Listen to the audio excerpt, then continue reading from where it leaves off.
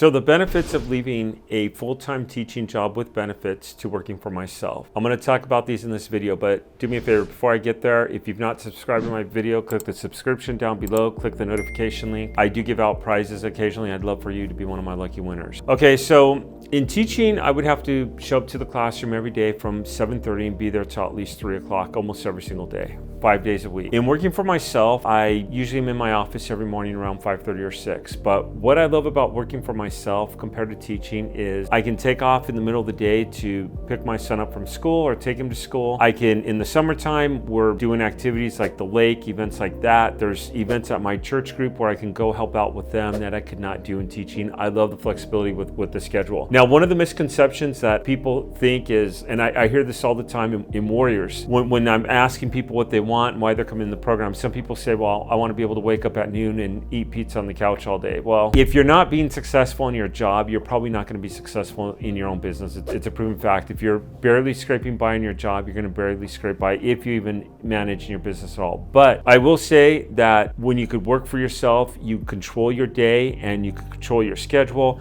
so that maybe I take off some time in the morning. I have to pick up those hours in the afternoon and make sure that the job gets done, but you have the flexibility.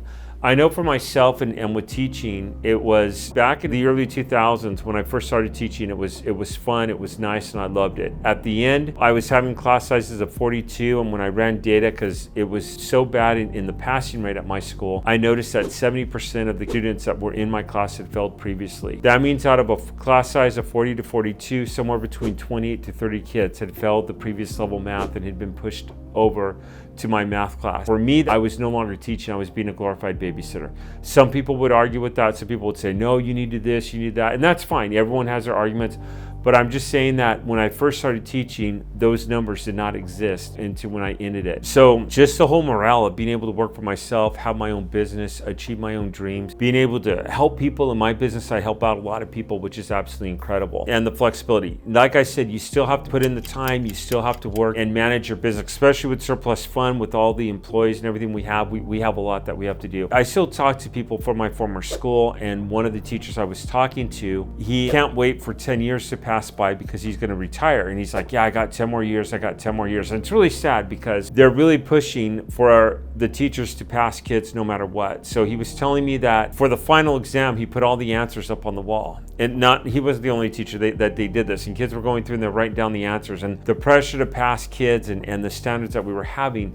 And he goes, in 10 years, I'll be able to retire. And I'm thinking to myself, wow, you work your whole life just looking forward to get out of this cycle that you're in. And then you have the last part of your life to live, like you're 65, 70 and you're retiring. And it's just like, that's just no way to live. You know, it's no way to live at all. So for me, I'd love to be able to have that flexibility where if my church needs some help, I can go up there and I can help them, which I do a couple times. If one of the people in my neighborhood needs help, or if my kid, so my wife takes my kid to school every day, I get to pick them up. We have homeschool. For me, that's huge. The fact that my kids are getting education and seeing their test scores, which my son did very well in the last test scores, I was like super, super proud of him. Just being able to be part of that, being able to help out with that, being able to take off some time. A couple weeks ago, I had a friend from California visiting. We went ahead and we rented some wave runners. We took the kids out. We spent the day wave running and had a lot of fun in the middle of the day. And what was cool is we had the whole lake to ourselves. It was a weekday. The lake was warm. We were swimming in it. There was like maybe 3 other boats out there. We're wave running. We're going the top speed. We're hopping over waves in the lake. We're having a great time and loving this and the flexibility. So if you're really thinking about quitting your job, you need to really sit down and reflect and ask yourself, can I do this? Can I supplement my income, or do I have enough income? Number one is to either meet the income you have or replace it, or maybe you don't need as much income. Maybe you could do it with half. You have to ask yourself, can I make it on the salary I'd be making by working for myself? Hopefully you're doing a side gig, a side hustle, and you have some results and you have a business plan. And I have videos on all that if you want to go back and look at business plans and how to do a business plan and how to be successful. But first of all, are you going to be able to make enough to cover your expenses and then some? That's the first thing. Recommend that you put aside 10% in some sort of Roth IRA or some sort of retirement account of what you make all the time. That's the second thing I would really highly recommend. Robert Kiyosaki has a book out. It's called Before You Quit Your Job, a very good book that I'd highly endorse.